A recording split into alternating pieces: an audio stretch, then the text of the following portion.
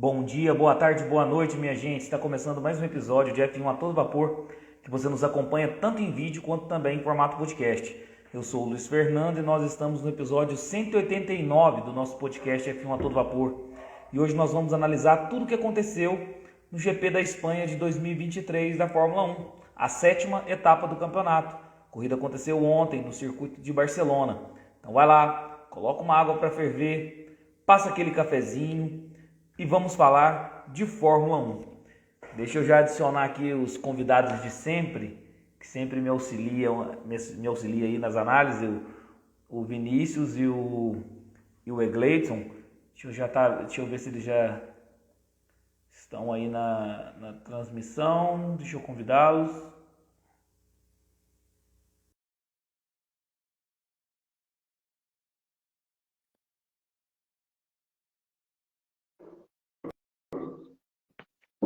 Fala, meu caro, tudo tranquilo? Boa noite, o Luiz, tudo bem? Vou falar do Egleitson agora, estou esperando ele também.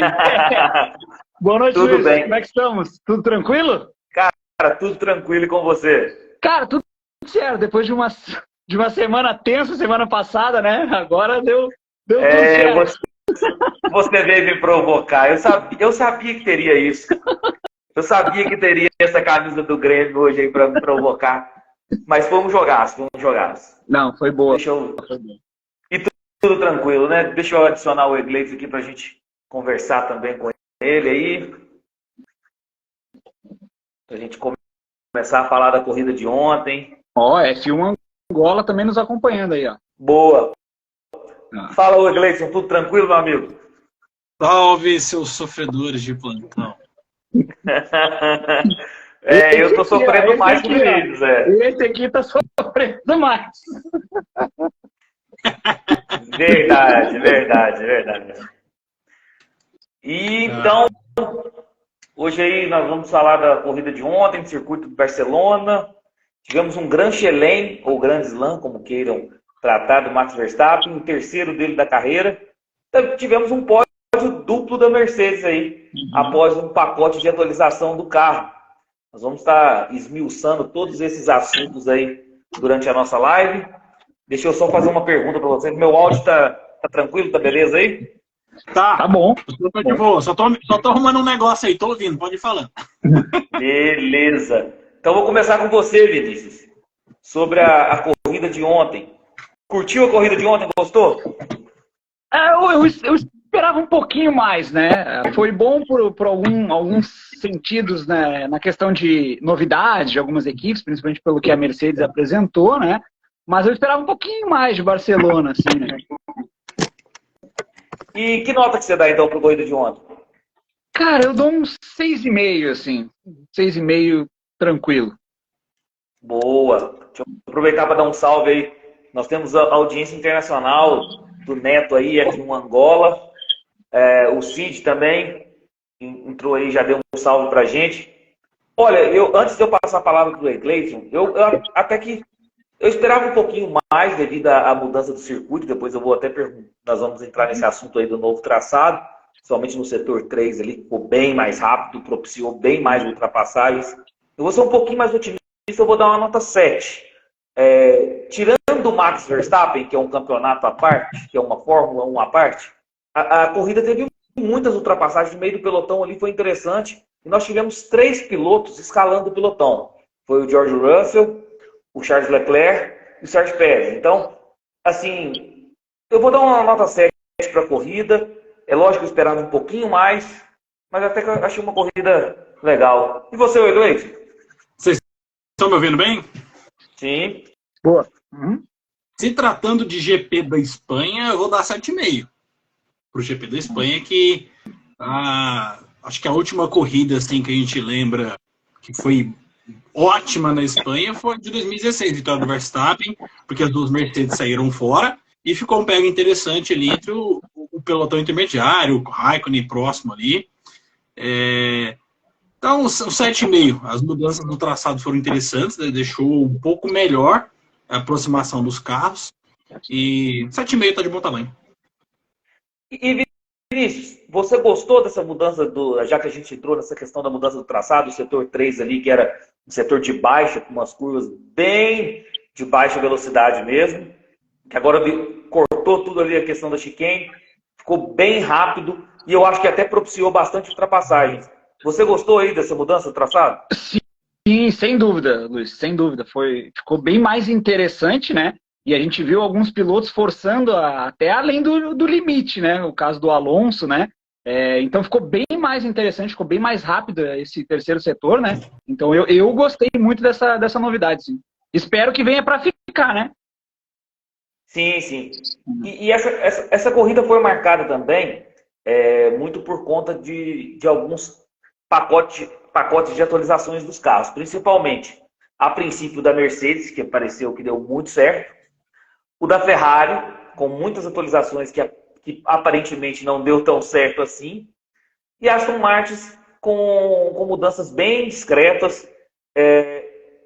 Assim, já dá para perceber que se a Aston Martin não trabalhar nessa questão de atualização do carro, a Mercedes vai tomar o lugar dela, ou Iglesias?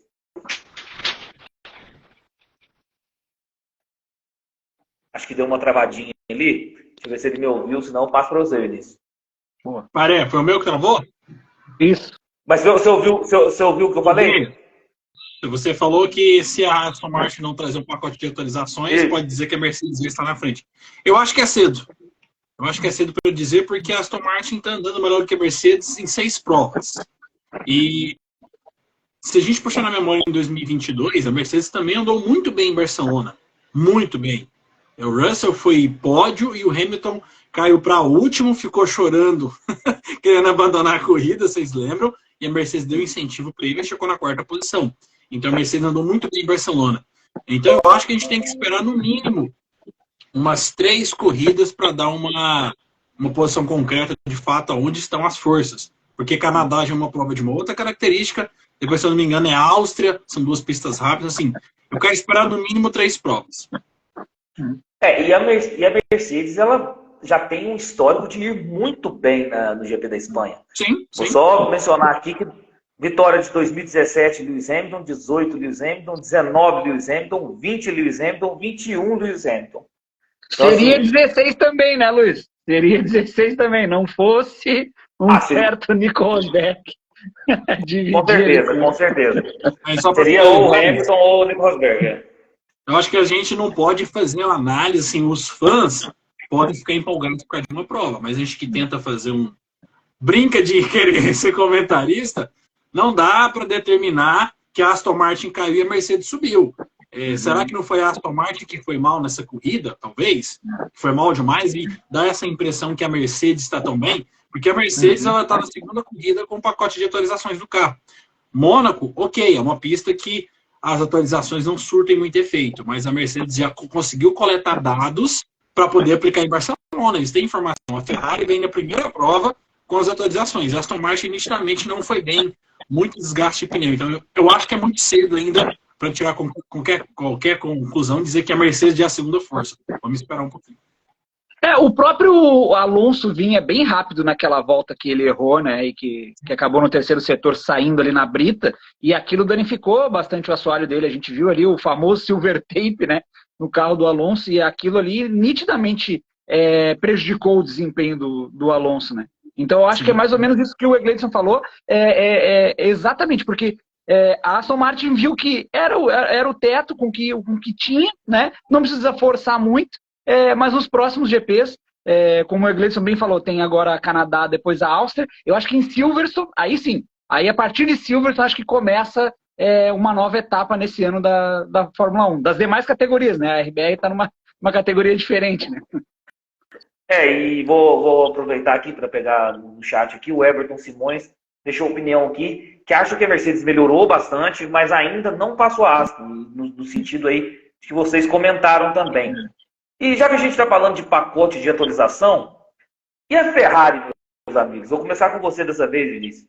A Ferrari veio com muitas atualizações para o carro, mas a princípio não surtiu efeito, né? Na verdade, a gente até esperava um pouco mais da Ferrari, porque essas atualizações foram bem divulgadas, né, o Egleison? O pessoal estava divulgando muito. Não, atualizações, Ferrari vem com pacote e tal. Mas para mim, a Ferrari pode vir com o melhor pacote de atualização. O problema da Ferrari é tá lá dentro. É quem tá lá. Entendeu? Não é nem coitado dos 2 pilotos que estão ali guiando. É quem tá lá dentro. É estrategista, é mecânico, né? A gente viu o Leclerc.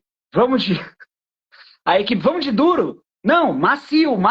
Ok, vamos de duro. O cara para no pit e os caras colocam pneus duros. Então, quer dizer, meu amigo, não é atualização. O problema da Ferrari não tá aí. O problema da Ferrari tá lá em quem tá fazendo estratégia. Tá tudo errado. O buraco é muito mais embaixo. Muito mais embaixo.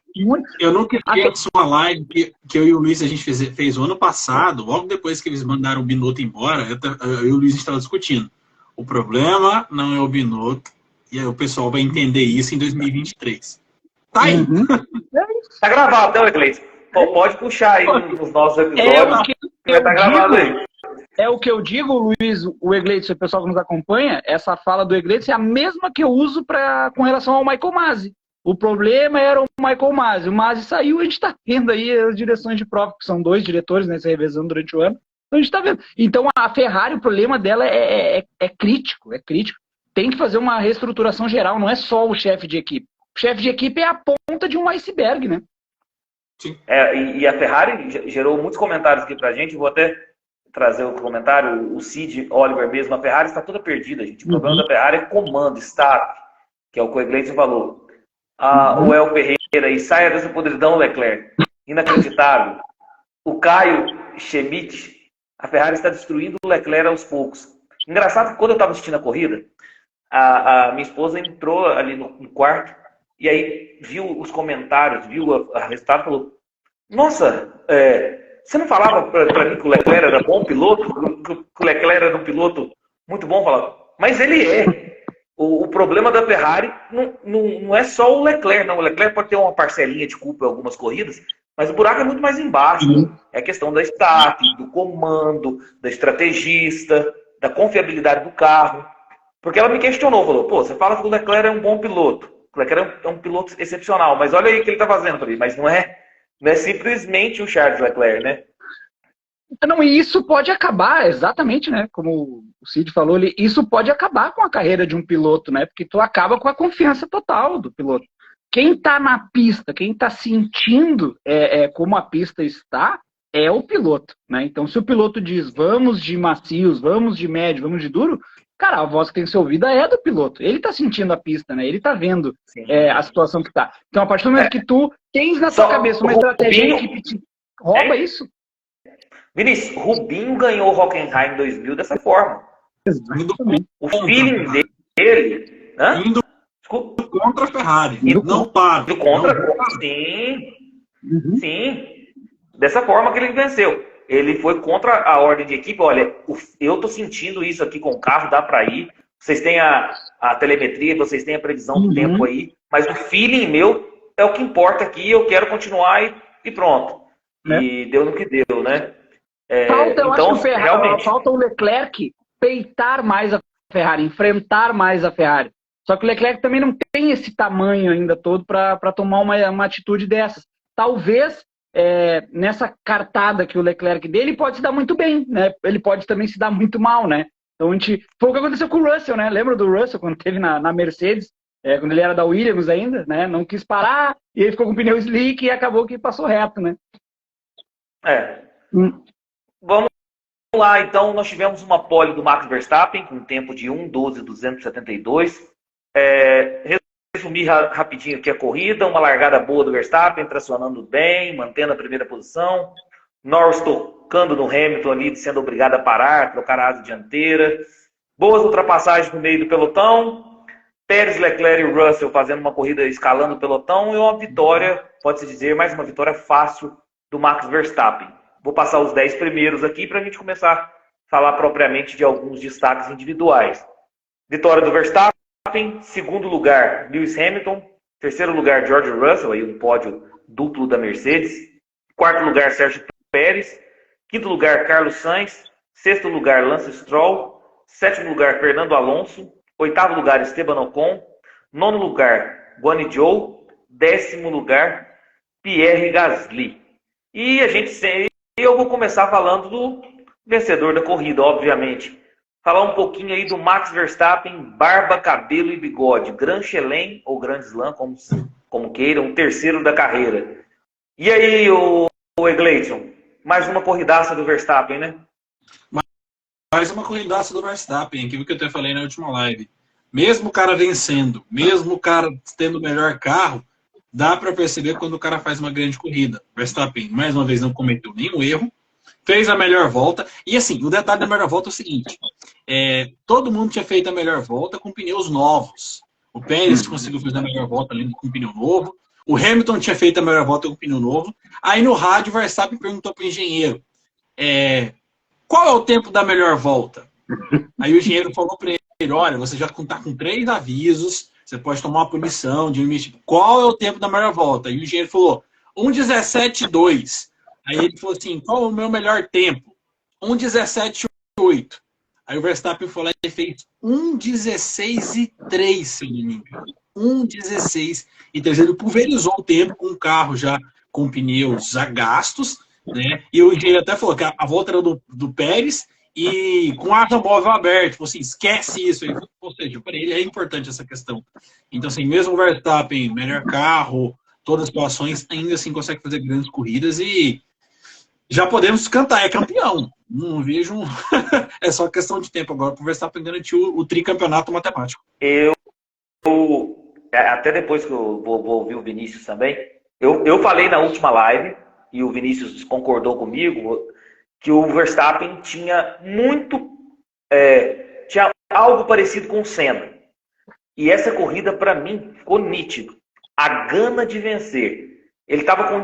vou contextualizar um pouquinho o que o Egleison falou aí muito bem. Ele estava com 16 segundos para o Hamilton. E ele estava cortando os limites de pista, principalmente na curva 10. Já tinha cortado 3 vezes, recebeu a bandeira preta e branca de advertência, o aviso. O engenheiro ficou maluco, falou assim: Verstappen, você está 16 segundos do Hamilton.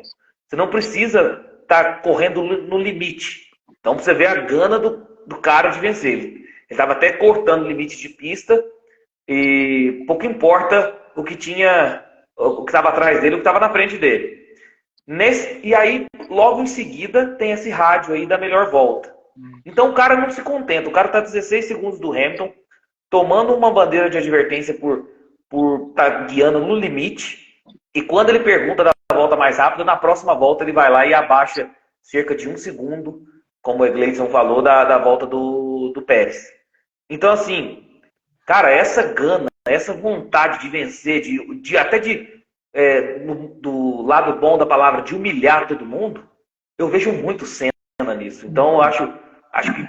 Né, você pensa assim também, Vinícius? Eu concordo plenamente. Eu acho que essa ambição boa que o Verstappen tem e essa obstinação pela vitória, em ser o melhor, ele não se contenta em ter a segunda melhor volta. Não, ele quer ter a melhor volta. Mas ele já está em primeiro, já está, que nem o Egleison disse, com o tricampeonato garantido, não interessa. Ele tem que mostrar que a supremacia dele é totalmente superior a qualquer outro, entendeu? Não deixar brechas para que outro piloto possa achar, né, Sérgio Pérez, que pode chegar perto dele, né, do próprio Max. Então, isso acaba criando até um próprio respeito com relação aos outros pilotos pro Max Verstappen, né? Então, acho que isso é muito... Isso que o Egleison falou foi na volta 58, ele perguntou para o engenheiro dele. O Pérez já tinha feito, que nem o Egleison muito bem falou, na volta 52, o Pérez tinha feito com pneus macios novos, estavam novinhos os pneus do Pérez. E ele fez a melhor volta, e na volta 61, o Max vai lá e faz com pneus gastos já, faz a melhor volta. Ou seja,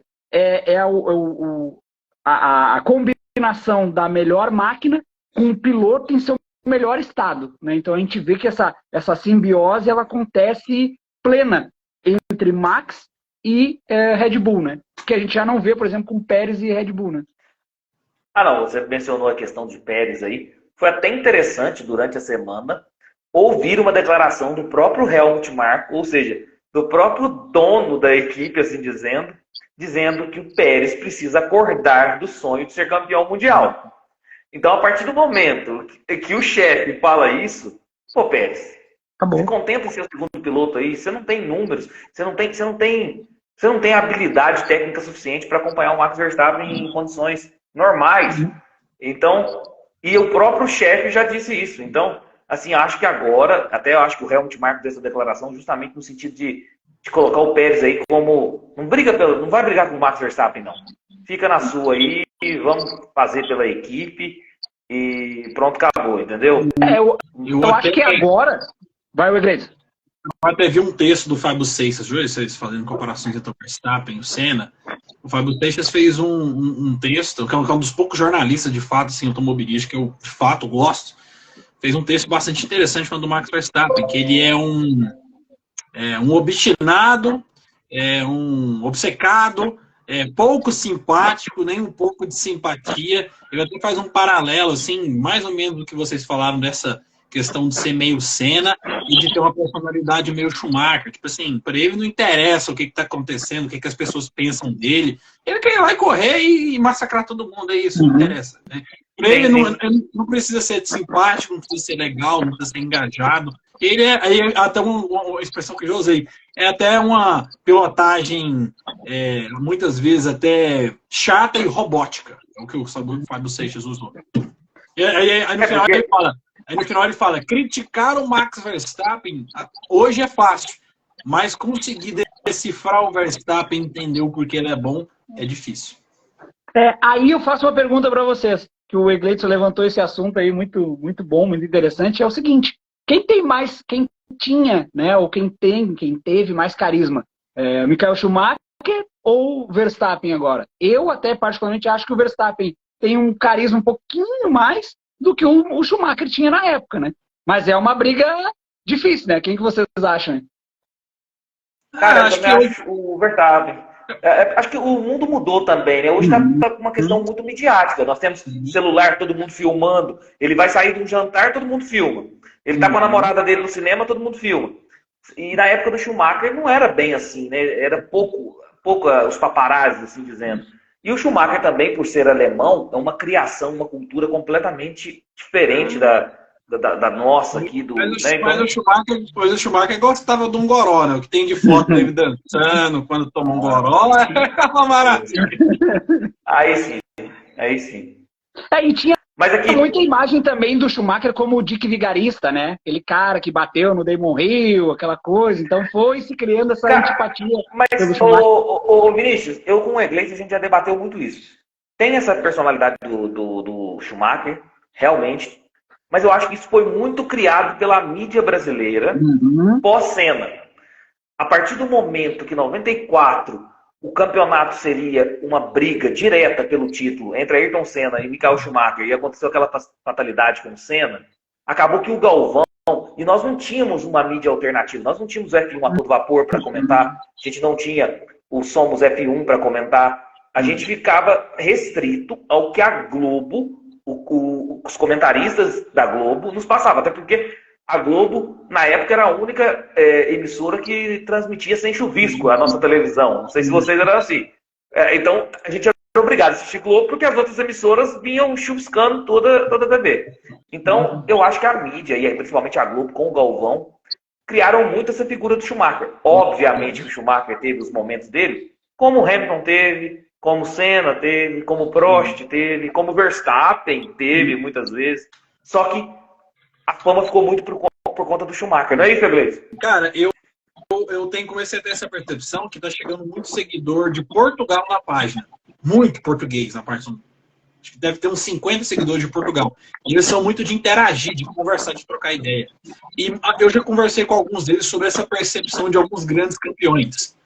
Tipo assim, perguntando, qual para vocês, o que significa o Senna para vocês como piloto? Para ficar mesmo, Schumacher. E eles têm uma percepção muito diferente de nós em relação ao Senna, em relação ao Schumacher, nessa questão de pessoal, principalmente em relação ao Schumacher. Eles não têm essa mesma visão de malvado que nós brasileiros temos. Eles não têm essa visão do Schumacher. Em hipótese nenhuma.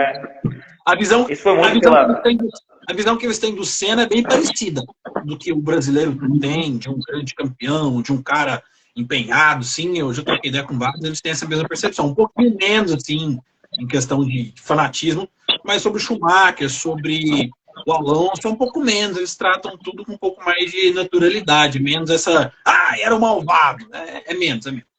Isso é pra gente ver o quanto que a imprensa tem esse poder de... Principalmente antigamente, onde não tinha celular, tinha redes sociais, não tinha essa gama de informação que a gente tem. Tem um rapaz que é jornalista, que inclusive até me perguntou se eu queria fazer uma entrevista, um jornalista português, tem uma página de esporte lá, e que eu conversei com ele bastante. Falei, comentando sobre Senna, Schumacher, eu falei assim, pra vocês, quem são os grandes campeões? Eles não colocam um cara num patamar assim, tipo, degraus de santidade, e os outros são ruins. Ele fala, olha, para nós aqui, a grande maioria das pessoas, nós temos respeito pelos grandes campeões. Eles colocam tudo no mesmo bolo. Senna, Prost, Schumacher, Fangio, eles colocam tudo ali muito parecido e assim, tem os seus preferidos, mas não tem uma grande diferença ali para eles. É o que eu percebo. Sim. Deixa eu aproveitar para mandar um abraço aqui para a galera do Bar do Silvano. Márcio Rodrigues pediu. Terobal, Paraná. Essa nossa audiência tá uma coisa medonha mesmo, viu? Sempre acompanhando a Fórmula 1, sempre acompanhando a nossa live aí. Um abraço aí pro pessoal do Bar do Silvano. Outra coisa, deixa eu passar rapidinho uma tabela aqui de Grand Chelem. Foi o que o Max completou o terceiro da carreira. Primeiro lugar, Jim Clark com 8. Lewis Hamilton em segundo lugar com 6. O Ascari e o Michael Schumacher com 5. Jack Stewart, Senna, Mansell e Vettel 4. E agora Verstappen e Nelson Piquet com 3. Grand Chelem. 40 vitórias do Max Verstappen. Está a uma apenas de se igualar a Ayrton Senna. 24 poles, igualando a Nelson Piquet e Niki Lauda. 2.143 voltas na liderança, passando o Nigel Mansell. Tabela fica assim, ó, de voltas na liderança. Lewis Hamilton, 5.447 voltas. Michael Schumacher, 5.111 voltas na liderança. Sebastian Vettel, 3.501. Ayrton Senna, 2.987. Alan Prost, 2.684. E agora Max Verstappen, 2.143. Eu estou mencionando esses dados para mostrar o tamanho que já é Max Verstappen aos seus 25 anos. Então, só para a gente ver com quais nomes ele está sendo comparado aí nas estatísticas da Fórmula 1. Só mandar um abraço aqui para o meu amigo Anderson, lá do grupo Rifas de Automobilismo, que é um cara que faz um trabalho sensacional. Até pedir para vocês seguirem o Anderson. Se vocês quiserem participar de coisas assim, de Fórmula 1, entra no grupo do Anderson lá, que os caras já estavam leiloando um macacão do Kimi Raikkonen, cara, original. Sensacional. Sensacional. Participem lá. Abração então pro Anderson. Falado aí bastante do Max Verstappen, vamos falar um pouquinho da dupla da Mercedes aí que conseguiu um pódio, atualizações no carro, a gente já viu que surtiram efeito, mas que não pode ainda dizer que já superou a Aston Martin, pela análise que a gente teve.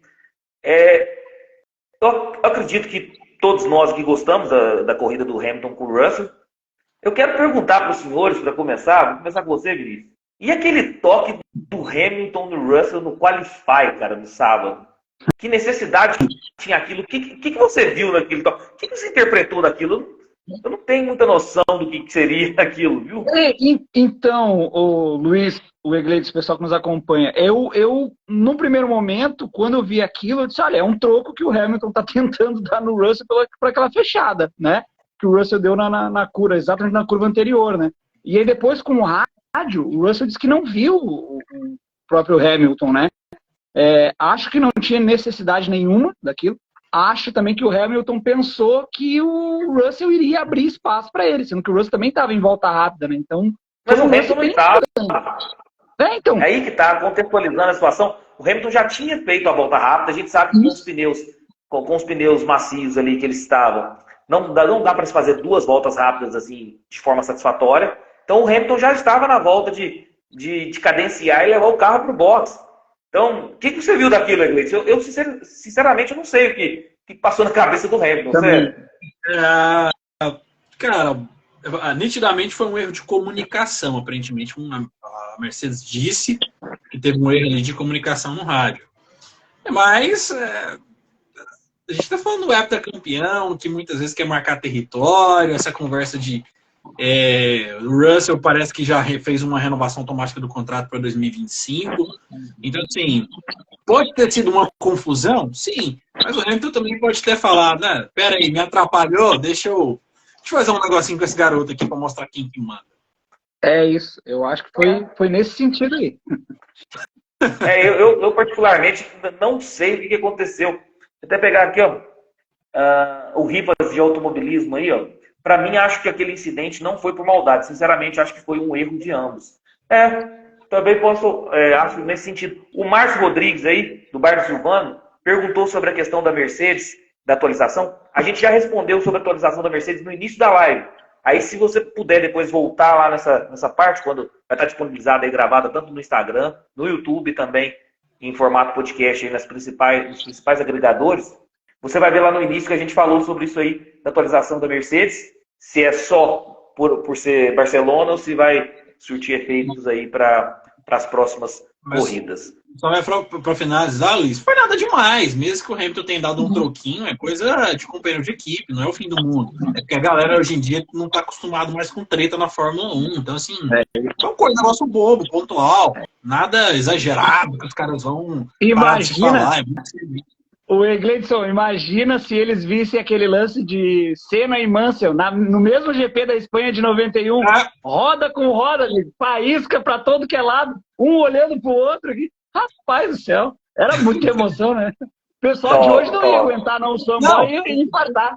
O pessoal estava problematizando a ultrapassagem que o Alonso fez no Ocon. O Ocon defendeu de uma forma agressiva, nada fora do normal, e o pessoal batendo boca, brigando que o Ocon, aí o pessoal da transmissão, não, será que eles não são mais tão amigos? Assim, é corrida de carro, cara, o Ocon vai ver o Alonso atrás dele, cara, é o Alonso, eu vou aparecer aqui agora, eu vou defender essa posição.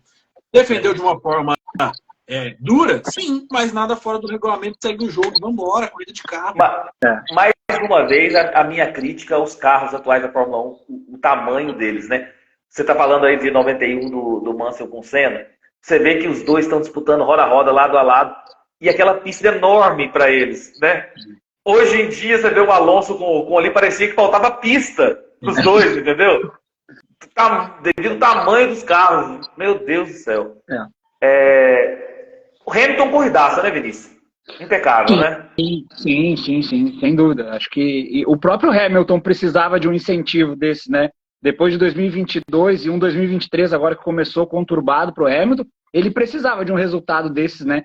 E acho que até a própria Mercedes gostou, não pelo resultado em si, mas pelos bastidores, né, o Egledes, pela renovação do Hamilton, né? Então isso pode ter deixado o Hamilton com certeza um pouco mais feliz. Então isso pode vir a facilitar uma possível renovação para o ano que vem, né? Sim. O Hamilton fez uma corrida sensacional. O ritmo que ele teve, fora o Verstappen, o piloto que mais se aproximou de ritmo de corrida foi o Hamilton. É o Hamilton, né? É um cara que, se tiver um carro bom, vai entregar resultado. E o Russell também, assim, o Hamilton foi muito bem, fez uma corrida, a meu ver, impecável para o carro dele. Mas eu acho que o Russell também fez uma corrida talvez até melhor do que o Hamilton, porque o Russell saiu de P12, o Russell largou ao lado do Pérez e chegou à frente do Pérez, de Mercedes e o Pérez de Red Bull. E em determinado momento o Russell até ensaiou ali uma tentativa de chegar perto do Hamilton, mas o ritmo do Hamilton era tão bom que realmente logo abriu distância. Então a Mercedes fez um progresso grande, e a Mercedes tem dois baita de pilotos, né? Tem uma dupla sensacional. Eu só vou ter uma criticazinha em relação ao Russell. Eu vi muita gente também votando o Russell como piloto do dia. Depois nós vamos debater a questão do piloto do dia. Só tem uma crítica em relação ao Russell, porque é o seguinte, ele fez uma posição aí, ganhando 9 posições no grid, veio escalando o pelotão. Nós vimos também que em ritmo de corrida a Ferrari ainda não tem carro, porque o Carlos Sainz consegue um qualify em segundo, mas é ultrapassado 2 vezes pelo Hamilton e 1 vez pelo Russell. Então você vê que em ritmo de corrida a Ferrari ainda não se ajustou. Mas a minha crítica em relação ao Russell é o seguinte, ele não conseguiu passar por Q3. Então, assim, se você vem com um carro com atualizações, a Mercedes querendo brigar pelo menos pela segunda posição no campeonato de construtores, não pode. E o Russell, um piloto excepcional do jeito que não pode ficar no Q2, né? Ele tem que obrigatoriamente passar por Q3. Essa situação dele escalar o pelotão foi simplesmente porque ele errou lá no sábado. E nós vamos falar de outros pilotos aí, como o Pérez, como o Russell Pérez e o Leclerc, que foram nesse sentido. Aí acaba que fica um pouquinho mais que obrigação fazer uma corrida de recuperação. E o Hamilton não. O Hamilton se manteve, se eu não me engano, P3 no Qualify e P2 na corrida. Então, assim, foi mais constante. Mas fora isso, o Russell também tem todos os méritos aí, porque conseguiu um pódio. Foi P5 no Qualify. Aí ele ganhou uma posição no Gasly. Gasly foi punido. Então, assim, tem toda essa questão. E falado do Hamilton com o Russell, e vamos passar agora para o nosso amigo Sérgio Pérez. Com uma Red Bull, com um carro idêntico ao do Verstappen, fora do Q3 também, e ficou quase fora do Q2 no sábado. Porque ele fez, no Q1, ele fez o 15º tempo. Por ele tinha ficado no Q1. E aí, em ritmo de corrida, com a Red Bull que tem, fica até fácil de conseguir um resultado, mas como o Egleison falou, ficou atrás do Russell, né? Então, o que vocês acharam aí? Pode começar, o Egleison. O que você achou do final de semana do Sérgio Pérez? Cara, eu já tô... Tanta crítica que eu já fiz em cima do Pérez, que eu já tô ficando até sem graça, tá sendo o meu Ricardo, né? Assim, o Pérez é um bom piloto, mas não é piloto para estar com um carro tão bom. Não sei se deu para entender. Então, fica nítido nesses momentos que o Pérez não é o Verstappen, que não é só carro, porque se fosse o Verstappen saindo de P12, ele tinha vencido. No mínimo P2. E o Pérez não conseguiu apertar o Russell ali nas voltas finais. Eu lembro que faltava 5 voltas.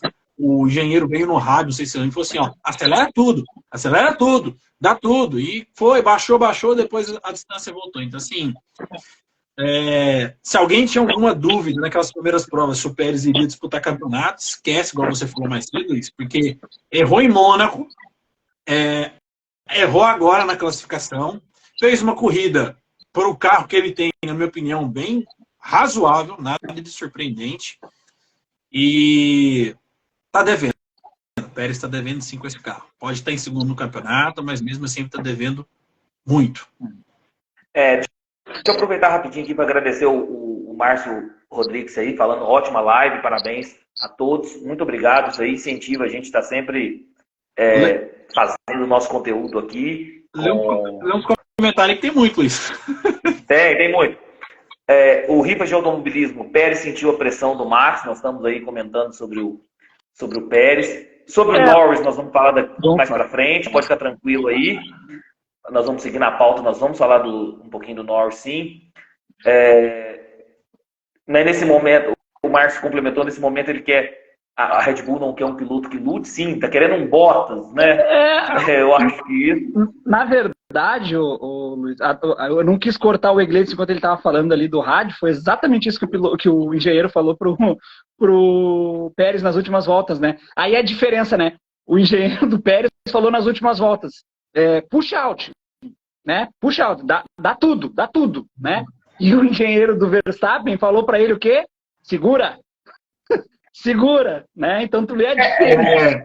Na verdade, eu anotei até aqui para comentar sobre o Pérez o seguinte, e até em relação ao que o Russell fez também serve, em relação ao Leclerc também, a carapuça pode servir para todos. Um piloto excepcional, ele consegue extrair do seu carro, mesmo que seja um carro mediano, uma volta rápida pelo menos, geralmente. Então, por exemplo, se a gente pegasse o Senna de Lotus, a gente sabia que a Lotus não era o melhor carro, que era a McLaren, só que em uma volta rápida, como o Senna era excepcional, o Senna, sei lá, travava 10 poles de 16 corridas e não vencia nenhuma delas, ou vencia uma ou duas.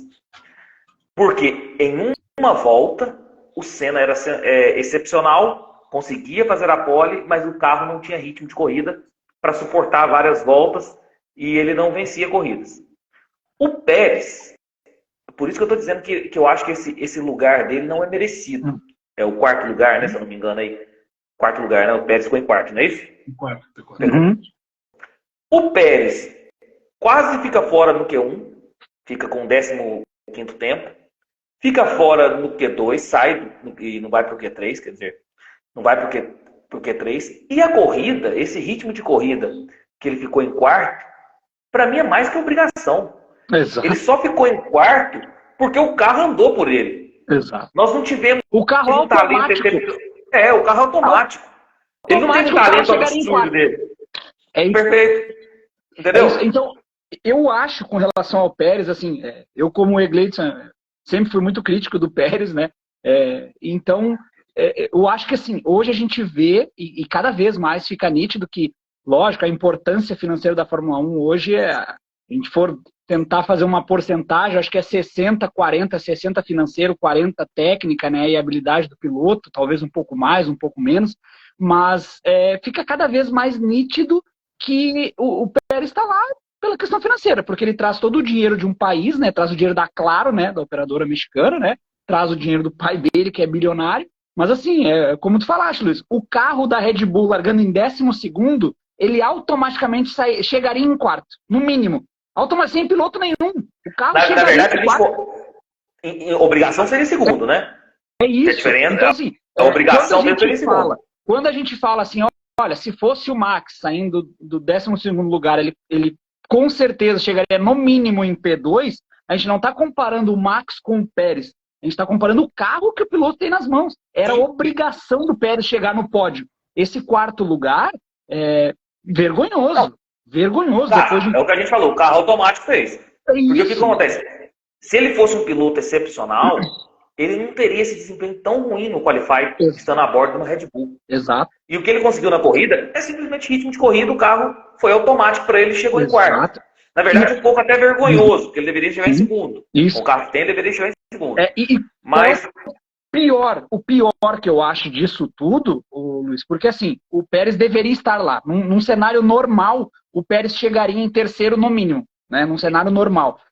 O que acontece e o que deve ter com certeza revoltado ainda mais o Helmut Marko e o próprio Christian Horner? Meu amigo, a Mercedes está, popular no jargão do boxe, né? Ela está entre as cordas, né? A partir do momento em que a Mercedes faz um pódio duplo, opa, o pessoal já começa a se levantar. Então você não pode deixar o seu principal adversário achar que tem chances, né? Pode até ser que ele tenha, mas por que o Max faz isso? Ele fala assim, você olha o Max, liderando todas as voltas, volta mais rápido nas últimas voltas. Você olha assim, cara, eu não vou conseguir ganhar desse cara. Entendeu? Então, tipo, o adversário, por mais que ele tenha chance, ele pensa assim, cara, eu não vou conseguir ganhar. Então, a partir do momento que tu faz com que a Mercedes, que é uma equipe que tem potencial, que não é à toa que é 7 vezes campeã com o Hamilton, né? E tu dá moral para ela, isso pode ser muito perigoso. Então, com certeza a RBR, o Helmut Marko e o Christian Horner sentiram isso, né? Boa. Ô, Egleis, rapidinho, responde uma pergunta aí, rapidaço aí com o nosso Ripas de Automobilismo. Gostaria de fazer uma pergunta para vocês. Se o Alonso tivesse uma RBR, você acha que o campeonato estaria mais competitivo ou já teria briga de foice? Essa briga de foice é por minha conta. Já. Sem dúvida, a gente está falando de 2 pilotos de ponta, só que a gente sabe que isso não dá mais certo na Fórmula 1. Não dá, né? Até o momento que a Mercedes tiver um carro de ponta, Hamilton e Russell não ficam mais do que 1 ano juntos. Também acho. Lógico que o nosso sonho seria Alonso, Verstappen, Hamilton, Leclerc, Russell, todos com um carro incrível brigando ali para ter entretenimento para nós. Lógico que o Alonso e o Max Verstappen juntos ia ser um pandemônio dos infernos. Eu acho que com 5 corridas alguém ia estar aí na porrada facilmente. Mas hoje as equipes não veem vantagem em ter 2 pilotos, assim, até por questão de patrocínio. É muita treta e o ambiente fica ruim, mas ia ser incrível. Ótimo. Aproveitar para dar um salve para o Etuno da Zoeira aí, que veio dar um salve rápido para a gente aí. Vou responder uma outra pergunta aqui rapidinho para a gente passar para o próximo assunto, que é Ferrari, com o Carlos Sainz e Charles Leclerc. O de Chinelo, um salve aí pro de Chinelo, nosso amigo também de live aí, ó. Salve, moçada, beleza? Beleza, de Chinelo. Veremos em breve Verstappen e Ricardo novamente como pilotos da Red Bull? Essa eu vou responder. Eu acredito que não, porque o Ricardo está sendo ventilado lá na AlphaTauri, no lugar do De Vries. E eu acho que Ricardo e Verstappen, a gente já viu o que deu.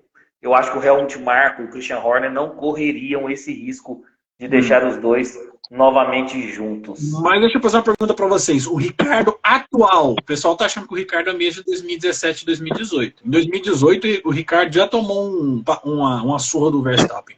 O Ricardo hoje, aos 34 anos, o Ricardo tem, o Ricardo iria entregar algo diferente do Pérez, sendo bem sincero? Vocês acham que entregaria hoje? Hoje, o Ricardo... Não, mas você correria o risco? Correria o risco de contratá-lo? Eu acho que nem o Ricardo queria isso. Acho que o Ricardo ia tomar uma vergonha tão grande.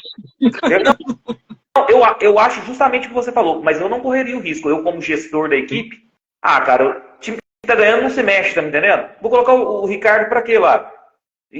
Vai que o Ricardo não tenha ritmo de corrida, que eu acredito que não tem, para competir com o Verstappen, mas queira prejudicar Max Verstappen. Tá me entendendo? Esse é o principal problema. Eu acho que assim, em situações normais do Ricardo querendo correr pela equipe, né, sabendo que não tem a mínima chance de disputar o título e querendo correr para ajudar a equipe no Mundial de Construtores, né, e consequentemente o Max na pista, eu acho que sim, porque qual que é a diferença entre o Pérez, uma das, né, Pérez e o Ricardo? O Ricardo, não é que ele seja o mais, né, mas entre Pérez e Ricardo, o Ricardo é mais constante. Sim. O Pérez não tem essa constância. Né? Então, por isso que eu digo, num cenário ideal em que o Ricardo entraria, né, que nem o Luiz falou, não querendo prejudicar o Verstappen, entrando para ajudar a equipe, né, por exemplo, uma mudança drástica agora, por exemplo, a partir de Silverstone, sei lá. Se ele entrasse nesse espírito, eu acho que ele ajudaria mais a Red Bull do que o Pérez vem ajudando, né? Eu acho que essa troca não acontece porque a Red Bull tem a vantagem gigantesca no campeonato de construtores. Agora, tá ótimo. O time tá ganhando, não se mexe. Eu também acho. Por isso que não acontece. Porque se não fosse assim, se a Mercedes ou a Aston Martin estivesse perto, eu acho que o Helmut Marko ia mexer os pauzinhos aí e ia mudar. Sim, até porque se a gente pegar os últimos 5 anos, da Fórmula 1, se eu não me engano, acho que eu não vou me enganar, não. Nos últimos 5 anos, a única equipe que trocou mais pilotos na mesma temporada foi a Red Bull, naquela vez de Albon, Gasly, e volta não sei quem, vem Pérez. Então, assim, o Helmut Marko ele não pensa 2 vezes para fazer a troca no meio da temporada. Enquanto as outras equipes, às vezes, querem cumprir o contrato de 1 ano, ele não pensa 2 vezes. Se ele achar que tem que trocar, ele troca no meio. É a janela de verão ali, tchau, piloto. Mas... então eu acho também que não muda não, o time tá ganhando, tá tranquilo, o Pérez é um bom segundo piloto, se dizendo. Agora, um outro detalhe, eu acho sim que o Pérez vai conseguir perder esse vice-campeonato mais uma vez. E em se mantendo a regularidade do Alonso, e se essa melhora da Mercedes for realmente comprovada, olha, corre o risco do Alonso e o Hamilton ultrapassarem o Pérez, hein? Boa. Aí fica, de fato, talvez a possibilidade do Pérez sair, né, sem renovar o contrato. O contrato vai até 2024. O que eu vejo é o seguinte: eu acredito que o Pérez não fica na Red Bull além de 24. Vai ser esse ano e o ano que vem. Mas eu acho o seguinte: ele pode perder para o Hamilton, ele pode perder para o Alonso. Não perdendo o campeonato de construtores, eu acho que a vaga dele ainda está garantida. Ano que vem, sim. Ele tem contrato. Eu acho que o importante para eles ali, acho que, por exemplo, o Helmut Marko e o Christian Horner, pouco importa para o vice-campeonato do Pérez, ele importa para o campeonato de construtores ser campeão do campeonato de construtores. Tudo depende de como. Lógico. Tudo depende de como, né, Luiz? Porque, assim, lógico que eles vão fazer uma análise detalhada de, somamos, sei lá, 300 pontos no final do ano, ok, legal. Desses 300 pontos, quantos o Pérez nos ajudou? Nos ajudou com 50. Os outros 250 foi o Max? Não, então parece um pouquinho. Então, acho que tudo depende de como vai ser. Porque pode sim que a RBR seja campeã de construtores, que é o que está se desenhando, mas mesmo assim acho que vai ter uma análise no final do ano para dizer, olha, o Pérez não nos ajudou tanto quanto nós esperávamos, né? Porque um primeiro piloto que já nos ajuda a gente tem. A gente precisa de um segundo piloto. Né? Esse é o problema. Primeiro ajuda muito. O Riva de Automobilismo falou que tem certeza que ele não vai conseguir ser vice-campeão. Na mesma toada sua aí, o Vinícius. O Biel aqui, o Verstappen segura o campeonato de construtores sozinho esse ano. Realmente o Verstappen tá fantástico mesmo. Tá? O Pérez é o novo Bottas, galera. Não atrapalha o Max. Também acho isso do Cid Oliver. Vamos falar um pouquinho de Ferrari, hein? Falar do Carlos Sainz e do Charles Leclerc. Vou fazer a contextualização aqui e pegar a opinião de vocês. Carlos Sainz conseguiu um P2 no Qualify de sábado, enquanto o Leclerc nem passou para o Q2. E depois o Leclerc, aí acho que oportunamente, o Leclerc ficou em 19º no Qualify, aí de uma forma oportuna a Ferrari optou em trocar os componentes de motor dele e ele largou do pit lane. Acho que até a Ferrari acertou nessa decisão. Já vai largar de 19º mesmo, larga do pit lane e vamos trocar o que tem que trocar. E na corrida o Carlos Sainz consegue um 5º lugar com méritos e o Leclerc apenas o 11º. Lógico, largou do pit lane e conseguiu o 11º. Mas o Sainz foi melhor no Qualify, na corrida, e está à frente do campeonato de pilotos. Podemos dizer que o Carlos Sainz está a um passo de conseguir ser o primeiro piloto da Ferrari? Ou o Leclerc ainda... Aí a gente ainda tem que continuar falando que o Leclerc é esse piloto excepcional, com um talento incrível e que ainda vai dar frutos, porque o tempo está passando e a gente não está colhendo esses frutos do Leclerc. Quer começar essa aí, Wegley? Eu quero. O Leclerc é muito mais talentoso que o Sainz. Acho que ninguém questiona isso. A questão é... Acho que o casamento Leclerc e Ferrari ele não vai dar certo. Eu acho que se o Leclerc quiser, de alguma forma, ter uma carreira vitoriosa na Fórmula 1, ele talvez vai ter que dar um passo atrás para dar 2 na frente no futuro. Talvez, não sei, arriscar alguma coisa. Pode ser loucura o cara sair da Ferrari, pode ser loucura. Mas talvez o cara, não sei, ir para qualquer outro lugar para poder recomeçar, não recomeçar a carreira, mas sair. A Ferrari não está fazendo bem para o Leclerc e o Leclerc não está fazendo bem para a Ferrari. As coisas não estão dando certo. Parece que tudo dá errado para o Leclerc. O carro que quebra é o dele. O carro que, quando alguém bate no carro dele. E o Sainz é um piloto assim, constante, não é de errar tanto. Largou em 2º, terminou em 5º, não fez nada de tão excepcional, na minha opinião. Não ofereceu resistência para ninguém. Mas eu vejo que podemos dizer que assim, o Sainz é um 2º piloto constante, que anda de acordo com o carro. O Leclerc é um cara que tenta andar além do que o carro da Ferrari oferece, e muitas vezes comete alguns erros bobos, querer andar demais. É um piloto muito talentoso, mas eu acho que Leclerc e Ferrari não dá liga. Eu acho que ele começou em 2019, 20, 21, 22, 23. É o 5º ano de Ferrari. O Leclerc deve começar a pensar na carreira dele fora da Ferrari, mesmo que seja para andar num carro pior e depois dar um passinho para frente. Eu tava rindo aqui de você falar, porque eu vi um comentário do Chinelo aqui que... Fora de sério. O Leclerc é igual o Vasco, promete no início e cai no final. Ai, meu Deus do céu. O Biel completou aqui, a Ferrari não tem ninguém para assumir o cargo de primeiro piloto. Eu acho que o Leclerc já se manchou na temporada 2021, que ele ficou atrás do Sainz em pontuação. Aí em 2022 ele mostrou a superioridade dele em cima do Carlos Sainz. E agora, de novo, assim, eu acho que o primeiro piloto de uma equipe, você não pode dar margem para dúvida. É o que o Verstappen está fazendo. Se você dá, ou quando você dá margem para dúvida, seja algo como Senna, Prost, como Hamilton e Russell, algo nesse patamar que os dois são muito bons. E eu acho que se a Ferrari ficar nessa inconstância aí, realmente a gente não sabe definir quem que é o primeiro piloto. Concordo muito com a opinião do Biel aí. Deixa eu só finalizar aqui.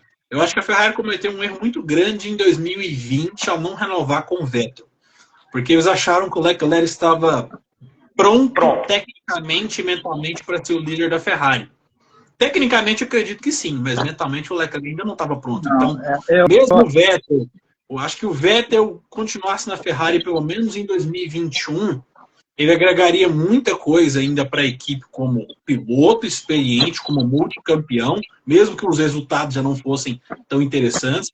E seria uma transição mais suave para o Leclerc entender como é ser o multicampeão.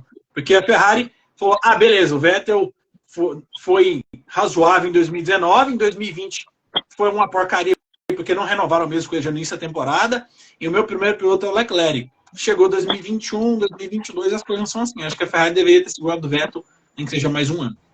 E tem uma... só um motivo. Claro. E tem uma... só para o que o Egleison falou, e tem uma outra coisa. Se permanece Vettel e Leclerc, como o Egleison disse, o Vettel teria as costas largas para aguentar a pressão dos erros de estratégia e de confiabilidade do carro, porque a pressão iria ser em cima do tetracampeão mundial Sebastian Vettel. E talvez o Leclerc não tenha essa mentalidade e maturidade suficiente para aguentar a pressão como o primeiro piloto. Talvez seria melhor você dar essa pressão para quem tem costa larga para aguentar, que seria o Sebastian Vettel. Pode completar, Vinícius, desculpa. Mas isso, o Luiz, o Egleides, na verdade, se resume ao que a gente falou no início sobre a Ferrari, né? Tá tudo errado lá dentro. O que o pessoal achou? Eu também concordo plenamente com a opinião de vocês. Essa transição, e o Egleides falou a palavra certa, essa transição seria muito mais suave do Vettel pro Leclerc se o Vettel tivesse permanecido na Ferrari, né? Só que a Ferrari, o que eles pensaram? Erroneamente. Temos um novo campeão aqui. Ele já está pronto. Né? O pensamento diria que está 50% certo. O Leclerc tem potencial para ser campeão, mas ele não estava pronto ainda. Precisava fazer uma transição. Só que a Ferrari julgou precipitadamente mais uma vez que o Leclerc tinha condições já de assumir esse posto de primeiro piloto, né? E acho que sim, a Ferrari está fazendo muito mal para o Leclerc.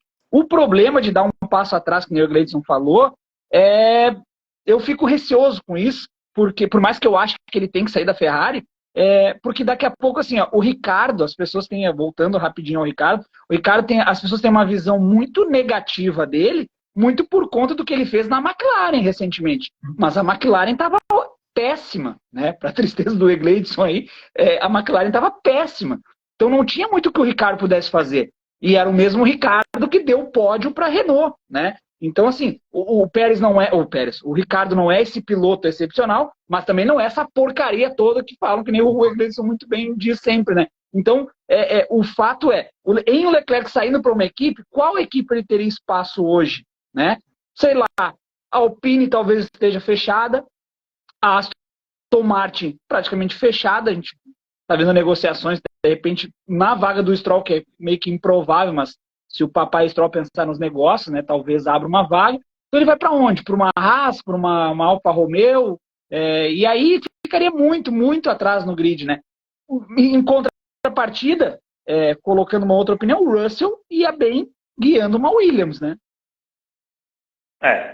E aqui, só mencionando aqui que o Cid Oliver perguntou, Gleitz, hoje é segunda-feira, meu amigo. O que tem nessa garrafa que você bebe aí? O bicho tá com sede. É água, né? É segunda, não é possível. Estão falando aí que é corote de limão. Nossa. Não leva o que é cidadão falar a sério, não, pelo amor de Deus. Cara, na segunda-feira, que não seja feriado, do corote com limão, tá complicado, né, Vinícius? Ô, louco, velho. Esse bicho é doido mesmo. Você é o bichão mesmo. O Carlos Sainz, espanhol, deu um show pro público, coisa que agora nós vamos comentar sobre a questão do Alonso. Nós vamos falar um pouquinho da Aston Martin, Stroll e Alonso. Eu quero saber o seguinte, para começar. Foi muita expectativa, vou começar com o Vinícius dessa vez. Foi muita expectativa em cima do Alonso para essa corrida, por conta de correr em casa, ele ser o senhor consistência, se é P2, é P3, é P4, é P3, é P2 e tal. Foi muita expectativa que a organização do evento ainda colocou ele no box 33 pela possível 33ª vitória dele. Você achou que colocaram muita expectativa no Alonso para esse final de semana, ou Vinícius? Sim, e acho que o circo estava todo armado para isso, né? O Alonso vinha de bons resultados, né, como tu falaste, e estava tudo armado, né? O box número 33 agora vem a 33ª vitória em casa, né? Os fãs estão sedentos por essa vitória do Alonso, né? Até quem não torce pro Alonso, mas está torcendo pela 33ª vitória dele, pelo que ele vem apresentando, né? E acho que o fato dele ter errado no qualifying é um indício disso, né? Que ele estava sentindo a pressão. Não sentia pressão no sentido de não conseguir guiar, mas não sentia a pressão justamente no fato de tentar tirar do carro algo a mais do que o carro não tem, né? E aí ele acabou forçando demais e acabou prejudicando a corrida dele, que poderia ter vindo com um pódio, né? poderia ter vindo com pódio em condições normais, mas aquele erro dele custou não só a vitória, mas como o pódio dele também, né? O pódio dele seria algo normal pela consistência que ele vem tendo nas 6 primeiras etapas. Nós estamos falando da 7ª. E aí, agora eu vou perguntar para o Egleison. O Alonso pode ser considerado a grande decepção do final de semana por conta disso? Olha, de acordo com as expectativas, sim. Sim, porque não só o Alonso, Aston Martin como um todo. Mas o Alonso tinha essa expectativa de pelo menos um pódio. Ok, o carro não tinha um grande ritmo, mas o erro que fez com que ele largasse atrás foi dele. Foi um erro dele, que foi lá na brita e estragou a Soares. Então, é algo que a gente tem que pontuar. Eu acho que o Alonso, talvez, ele brigaria com as Mercedes. Em situações normais, se não tivesse nada, ele brigaria com as Mercedes. Mas sim, entra como uma decepção do fim de semana. Eu acho que nas nossas lives aqui, nas 6 primeiras, eu só teci comentários bons para o Alonso. Só elogiando. E dessa vez eu tenho que criticar mesmo, que eu acho que até o grande Alonso sofreu um pouquinho da pressão de correr em casa perante a torcida toda, a torcida a seu favor. E outra coisa, ele estava conseguindo só P2, P3, ele perdeu para o Stroll no Qualify, o Stroll foi 6º e ele 9º, e ele perdeu na corrida também para o Stroll, 6º e 7º, isso dentro de casa, no Grande Prêmio da Espanha. Então, dessa vez não vai ter como eu ficar só elogiando o Alonso. Eu acho que ele, para mim, foi a grande decepção do final de semana por conta disso. Independente se ele danificou o assoalho por erro dele, entendeu? Os grandes campeões também sentem a pressão de ganhar em casa. É uma pressão diferente, né? Olha quantos anos o Senna levou para ser campeão no Brasil, né? Veio só em 91, né? A vitória, né? E suada, e daquele jeito que a gente sabe que foi. Então, assim, os grandes campeões sentem também a pressão de correr em casa, né? E teve ano que errou sozinho. Sozinho. Sim. Sozinho. Sim, com certeza. Com certeza. Punições. O Gasly no Qualify tem uma punição de 6 posições do grid para atrapalhar o Sainz com o Verstappen. Na corrida de Tsunoda, 5 segundos por empurrar o Zhou Guanyu para fora da pista. Eu já vi comentários aqui, não vou me lembrar de quem, que achou injusta essa punição do Tsunoda. Você também achou, Iglesias? Muitos pilotos fizeram a mesma coisa e não foram punidos. E puniram o Tsunoda. Eu acho que foi desnecessária a punição. Dava para ter um aviso, olha, você fez uma vez, já foi uma punição direta. E jogou o cara fora dos pontos. Ele estava dando uma posição, foi para em 12º, 13º, se não me engano. Então, assim, aquilo que o Vinícius falou no início da live, né? Não existe um parâmetro igualitário de punições na Fórmula 1. Muda diretor de prova e continua a mesma bagunça de alguns anos. Então, assim, foi injusta a punição, sim. Eu também achei. Eu acho que deixa os carros correrem. Acho que tem até um ditado em inglês que fala isso. Deixa os carros correrem, né? Piloto do dia. Lewis Hamilton na votação popular. Concorda, Vinícius? Concordo pela corrida, pela corridaça que o Hamilton fez, né? A gente tem que tecer elogios porque realmente é merecido, né? E acho que sim, acho que o Hamilton mereceu essa votação de piloto do dia. E uma menção honrosa, né, como o Egleison falou também no início da live, para o Russell, que sai de 12º para uma 3ª colocação, né? Mas para mim, piloto do dia é Lewis Hamilton, sem dúvida. Tirando o Verstappen, né? Falar de Verstappen é chover molhado, né? Aí que tá. Eu vou divergir, porque eu votei no Verstappen e vou explicar por quê. Eu falei mais cedo aqui sobre a tabela do Grand Chelem, né? Então você pega aí, sabe, o Schumacher, com não sei quantas temporadas na Fórmula 1, não vou calcular aqui agora, e o Hamilton, vamos colocar aí pelo menos 15 temporadas na Fórmula 1, cada um tem. Então o Lewis Hamilton tem 6 grandes Chelems e o Schumacher tem 5. Em, sei lá, 15, 16, 17 temporadas. Então, não é fácil se conquistar um Grand Chelem na Fórmula 1. Se eu só explicar para quem está começando agora na Fórmula 1 aí, não, Grand Chelem volta mais rápida, pole position, vencer a corrida, liderando todas as voltas, sem perder a liderança. Então, por conta de ser o terceiro Grand Chelem do Max Verstappen, que é algo difícil de se conseguir, eu eu acho que o piloto do dia deveria ser o Max Verstappen, mas é lógico que o Hamilton fez uma corridaça, assim como uma menção honrosa pro Russell. Você votou em quem, Iglesias? Eu votei no Russell. Assim, de imediato, mas depois eu fui de Hamilton, porque eu acho que a corrida do Hamilton foi muito consistente, ele conseguiu ter um resultado mais sólido, como se fosse melhor. Então, acho que foi o Hamilton. E só concluindo, você falou sobre o Grand Chelem. Muitas vezes eu comento, eu não gosto de entrar em discussões de melhor de história, porque isso não existe. Mas, quando a gente pega essa tabela de Grand Chelem, você pega lá o Jim Clark com 8 Grand Chelem. O Jim Clark chegou na Fórmula 1 em 1960 e morreu em 1968. Ele teve apenas 9 temporadas e tem 8 Grand Chelem. Então, diz um pouquinho do que foi Jim Clark. É isso, E o Jim Clark. é isso que eu gosto. Isso que eu gosto, o Iglesias. Pode concluir, Luiz. Vai. Jim Clark é porque ele vencia na Fórmula 1, ele vencia na Fórmula 2, corrida de caminhão, corrida de carrinho de rolimã, corrida de kart. Indianápolis, então a Indy. Qualquer tipo de carro que você entregasse na mão do Jim Clark, ele vencia corridas. Então, é um monstro. É isso, é por isso que eu gosto dessa frase, né? Números não contam histórias, né? Por isso que é tão necessário o Luiz tá aí do F1 a todo vapor, por isso que é tão necessário o Egleison do Somos F1 para contar as histórias desses números. Porque friamente, mas vai ultrapassar o Jim Clark, vai ultrapassar Fangio, vai ultrapassar Senna. Calma lá, o feito desses caras foi sensacional, entendeu? Então, o número frio não conta a história, né? Não diz o que foi a história desses caras. Com certeza. Volta mais rápida da corrida, o Iglesias já tinha mencionado, mas Max Verstappen, 1:16.330. Passar aqui rapidinho na classificação dos pilotos, os 10 primeiros. Max Verstappen mais líder do que nunca, 170 pontos. Segundo, Sérgio Pérez, 117 pontos. Fernando Alonso em terceiro com 99 pontos. Lewis Hamilton em quarto com 87. Quinto lugar, George Russell, 65. Sexto lugar, Carlos Sainz, 58 pontos. Sétimo lugar, Charles Leclerc, 42 pontos. Oitavo lugar, Lance Stroll, 35 pontos. Nono lugar, Esteban Ocon, 25 pontos. E décimo lugar, Pierre Gasly, 15 pontos.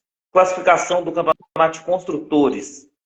Red Bull, quase campeão já, 287 pontos. Segundo lugar, a Mercedes com 152 pontos. Terceiro lugar, Aston Martin, 134 pontos. Quarto lugar, a Ferrari, 100 pontos. Quinto lugar, a Alpine, 40 pontos. Sexto lugar, McLaren, 17 pontos. Sétimo lugar, o empate aí da Alfa Romeo com a Haas, 8 pontos. Nono lugar, Alfa Tauri, 2 pontos. E em décimo lugar, a Williams. Lembrar aí, pessoal, de deixar o like no vídeo, quem estiver no YouTube, se inscrever no canal, ativar o sininho para receber todas as notificações de vídeos novos. Se estiver acompanhando via podcast, avaliar o nosso conteúdo, isso é sempre importante, fortalece muito o nosso projeto aqui. E já convidar vocês a se inscreverem no canal Somos F1, também do meu amigo Egleison, que faz conteúdo, acho que quase diariamente sobre Fórmula 1 aí no canal dele, lá Somos F1 no YouTube. Beleza? Show. Uma coisa que a gente não alguma coisa da classificação aí? Então, um assunto que a gente não tocou foi na questão do Norris, né? Atrapalhada que o Norris fez, né? Fez uma baita classificação e, em contrapartida, fez uma baita cagada também para compensar, né? O que ele acabou construindo. Ele destruiu na primeira curva, não foi nem na primeira volta, foi na primeira curva, né? Foi. E até pediram aqui na nossa live, pediram para falar do Norris, eu falei que iríamos falar, quase me esqueci. Essa questão do Norris foi interessante, que ele destruiu a corrida dele, porque o Piastri vinha fazendo um bom ritmo de corrida. Ou seja, se o Norris mantém aquela posição e não tivesse feito a cagada que ele fez aí com o toque no Hamilton, era bem provável do Norris conseguir bons pontos para a McLaren nesse final de semana, não é verdade, Gleice? O Norris brigaria pela 7ª, 8ª posição, foi afoito, sim, porque ele tentou mergulhar ali num ponto onde o Hamilton não ia deixar. O Hamilton fez uma fechada natural, que qualquer piloto faria, porque o Norris tentou forçar. E assim, ainda bem que ele estragou só a corrida dele. Eu sou fã do Norris, sou torcedor da McLaren, porque correu o risco de ter furado o pneu do Hamilton, e o Hamilton parava no fundo também. Então, assim, Acho que o Norris desacostumou de largar na frente. Acho que ele ficou, meu Deus, onde eu estou na terceira posição? Boa! E só fazer uma observação também, tem um piloto que está fazendo um campeonato horroroso. Se chama Valtteri Bottas. Se você olhar os últimos resultados do Bottas, perto do chinês, do Joe, tá um negócio assim complicado. Bottas, eu acho que o Bottas não fica na Fórmula 1 ano que vem, porque a temporada dele está sendo horrorosa em questão de resultado. Ele terminou em P18 e o Joe em P8, P9, se eu não me engano, e corrida após corrida ele tá tomando surra do chinês. O Bottas agora tá preocupando mais com a natureza, ficar pelado lá, tirar umas fotos. Acho que ele não quer guiar carro de Fórmula 1 mais, não. Ele tá naturalista. Dá espaço para quem quer. A gente falou na live passada aqui, né? Mas que esporro bem dado esse cara, o CEO da Alpine, hein? De novo, cara. P8 e P10, cara. Olha, depois desse esporro aí, a Alpine pontuou em todas as corridas de lá pra cá, cara. Que loucura, hein? Cara, foi... Boa. Pois é. 4 corridas consecutivas com os 2 pilotos na pontuação e um pódio. Aí, ó, o Chinelo completou aqui que o Bottas já está dando rolé de bike com a mulher dele. E detalhe, ele tá perdendo, viu? Ele tá em segundo, ela não tá em primeiro na bike. Deixa eu falar meus palpites rapidinho aqui, que eu falei na segunda-feira do vídeo. Eu falei que seria uma pole do Verstappen, acertei dessa vez. Falei que seria uma vitória do Verstappen, acertei. Isso é fácil, né? Chovendo molhado. Falei que o segundo lugar ia ser do Pérez. Pérez me decepcionou. Falei que o terceiro lugar ia ser do Alonso, que me decepcionou também. E a volta mais rápida, Verstappen. Então acertei a pole primeiro e a volta mais rápida, porque era muito fácil. É só colocar Verstappen aí e tá tranquilo. Próximo GP daqui 15 dias, GP do Canadá. Eu farei aqui no canal a prévia e também a análise. Conto com vocês, se vocês quiserem estar participando, nós estamos juntos para fazer aí também a análise do GP do Canadá. Vinícius, curtiu trocar essa ideia mais uma vez aí? Sem dúvidas, Luiz, o Egleidson, como eu digo sempre, né, é um prazer incomensurável estar na companhia de vocês. Aprendo sempre, cada live, cada conversa que a gente tem aí no WhatsApp. Então, fico muito grato, agradeço. E vou lançar aqui, uma previsão, né? Talvez meio arriscada, mas né, o que seria da gente se não arriscasse um pouquinho, né? Eu acho que pós-GP de Silverstone da Grã-Bretanha, né? Teremos um novo vice-líder no campeonato, hein? Boa! Deixa eu ver aqui rapidinho, deixa eu voltar aqui na pontuação, no meu roteiro aqui, ó. Segundo lugar, Sérgio Pérez, 117 pontos. E o Alonso está em terceiro com 99, ou seja, 18 pontos de diferença. E o Lewis com 87, 30 pontos de diferença. É bem capaz, né? Nós temos 3 GPs. Canadá, 3 GPs? Áustria. 3 GPs para o Alonso tirar 18 pontos? Tira, viu? Tira, dá para tirar. 3 GPs para tirar 18 pontos de diferença. A virada do campeonato, né, para as férias é na Holanda. Depois de Spa, né? Eu acho que até Spa a gente tem os 2 na frente do Pérez. Eu vou dobrar a porta. Olha aí. O inglês deu all-in. Ó, tá gravado. Vai estar gravado aí, seja no YouTube ou no podcast, tá bom? O Egleison, mais uma vez, agradeço muito a sua participação. Sensacional trocar essa ideia mais uma vez aí sobre Fórmula 1, viu? Conversar com vocês de Fórmula 1 é sempre muito bom, né? Fazer essa resenha é legal demais, você e o Vinícius. E agradecer ao pessoal, seguir o canal Somos F1, a página também. Quem quiser comprar camisa, é só olhar na Autofans, usar o cupom Somos F1 também, fazer um merchan. E sensacional. No GP do Canadá a gente volta aí para fazer essa resenha maravilhosa. Se Deus quiser, nós voltaremos. E agradecer o pessoal do chat, interagiu muito hoje aí com a gente. Obrigado a todo mundo que participou aí. E até a próxima, até o GP do Canadá. Tamo junto, pessoal. Boa noite. Um abraço, tchau. Valeu, até a próxima. Tchau, tchau. Tchau, tchau.